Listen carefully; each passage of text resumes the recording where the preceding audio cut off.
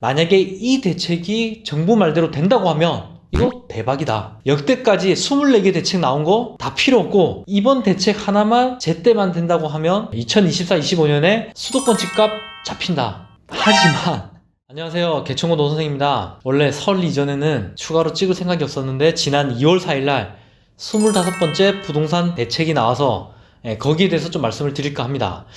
제가 2월 4일날 2월 5일날 계속 상담이 있었는데 이 내방을 하신 분들께서 이렇게 큰 공급 물량이 나올 대책이 나올지 몰랐다. 그래서 불안하다고 앞으로 집을 사도 되느냐 그런 분도 계셨고, 이미 이 상담을 오실 때 가계약금을 쏘고 오신 분이 계셨었어요.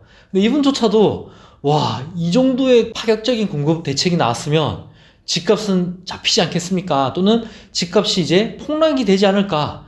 그 두려움에 저한테 집을 잘못 산 게 아니냐, 이제 그러한 반응을 일으킨 분들이 있다 보니 제가 긴급히 이 영상을 준비를 했습니다. 이사 대책 어떤 내용이냐? 자, 첫 번째는 도심 재생을 하겠다는 거예요. 자, 뭐냐? 총 83만 6천 호가 나오는데 그 중에 약 40%가 서울에 공급을 하겠다는 거예요. 자, 이 말은 서울에 빈 땅이 있나요? 없죠. 도심의 재생, 도심 재건축 재개발을 획기적으로 추진을 하겠다. 규제를 풀어서 공급을 하겠다는 게 핵심입니다. 자, 두 번째는 공급을 하는 데 있어서 기존에 민간에 맡겨뒀다가 이번에는 공공재건축과 공공재개발로 하겠다. 주택시장도 이제 게임이라고 치면 심판을 보던 정부가 게임에 끼어든가. 내가 이제 플레잉 코치라 하죠. 축구에 보면. 내가 게임에서 역할을 하면서 심판도 보겠다는 공공 프레임으로 한다는 게 두 번째 핵심 사항입니다. 세 번째는 이 공공이 들어온 만큼 거기서 공급만 고집을 하지 않고 좀 규제를 심하게 풀어서 재건축의 초과 이익 환수제 안 하겠다.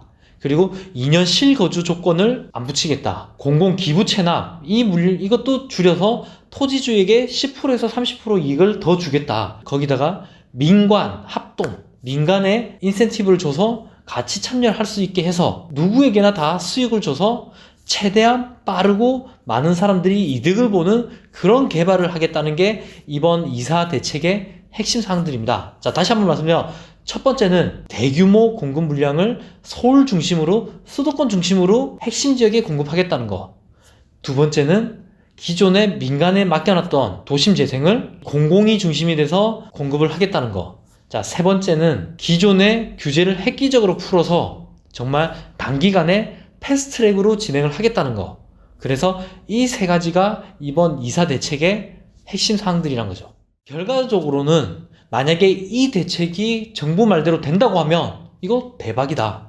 정말 여태까지 24개 대책 나온 거 다 필요 없고 이번 대책 하나만 제때만 된다고 하면 2024-25년에 수도권 집값 잡힌다. 하지만 현실적으로 하나씩 파고 들어가서 본다고 하면 쉽지 않다. 결국은 현재 불안한 심리를 눌러놓고 다음 정권에 또는 다음 대통령에게 이 공을 토스한다는 그런 느낌이 상당히 강해요.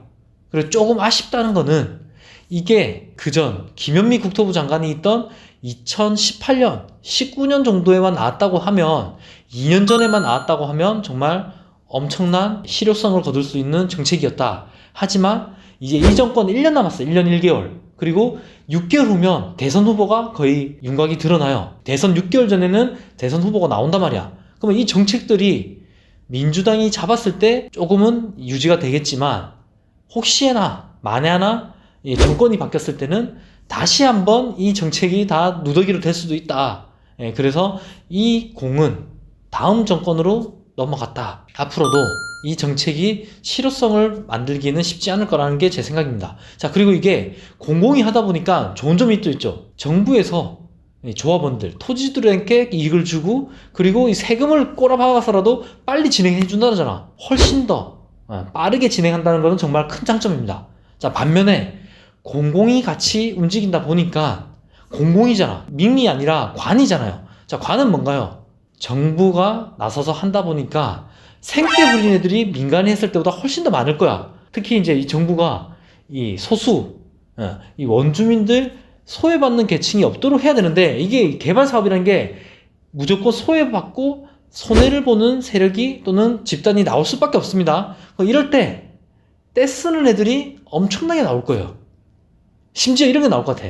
막 민노총이 손을 잡아가지고 철거민 연합회 같은 구역이 아니라 다른 구역까지도 연합이 돼가지고 정부에 빨간 띠를 메고 비대위가 생기지 않을까. 자, 이렇게 정부는 빠르게 진행하려면 결국은 손해보는 사람이 없도록 또는 최대한 그 이해관계자들한테 이익을 준다고 할 수밖에 없습니다. 왜냐?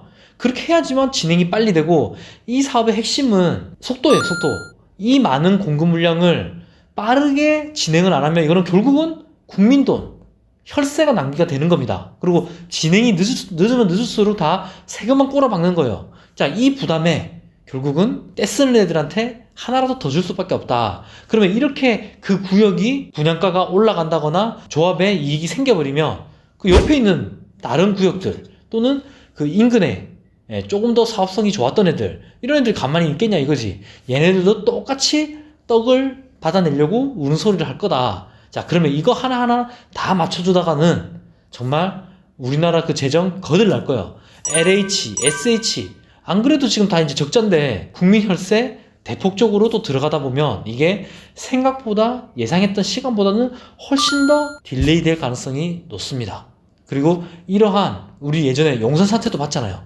당연히 원주민들 그리고 소외받던 그 저소득층들은 빨간띠 메고 데모할 수밖에 없다. 이럴 때 정부는 속도를 빨리 한다거나 또 사고 터지면 이거는 언론에서 몸에 맞는 거예요. 자, 그렇기 때문에 지금 계획된 거에 반도 공급이 안 될 거라는 게 제 생각입니다. 자, 그래서 결국은 궁금한 게 이거 아닙니까? 2사 부동산 대책이 과연 내가 집 사는데 어떤 영향을 미칠 것인가, 또는 내가 갈아타기를 하거나 청약을 준비했던 사람들한테 어떤 영향을 미칠 것이냐. 결론만 말씀드리면 이번 상승장에는 크게 영향이 없다.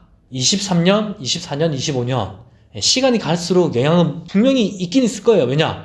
이게 공급도 있지만 사전 분양을 하게 될 거 아니에요. 그러면 그 유동성을 가져간다고요. 내가 사전 청약에 당첨이 되면 매수로 돌아서지를 않는다고.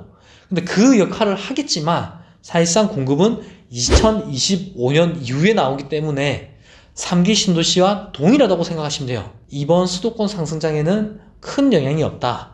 만약에 영향을 미친다고 하더라도 2025년 이후에나 영향을 미치고 지금 83만 6천 호가 다 나온다는 거의 불가능하다. 이 물량 나오려면 최소한 15년 이상 걸린다는 게 제 생각이에요. 정부에서 정말 좋은 대책이 나왔는데 이게 좀 늦은 감이 있기 때문에 지금 내 집 마련을 하는 실소유자들에게는 큰 부담이 없다.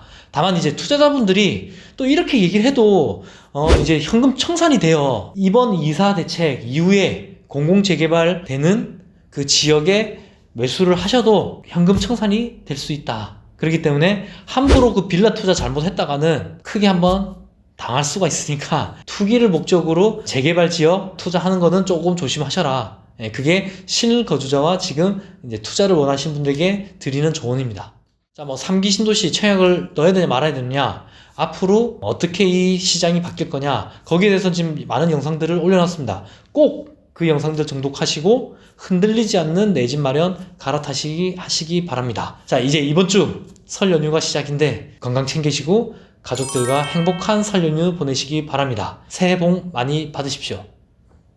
고맙습니다.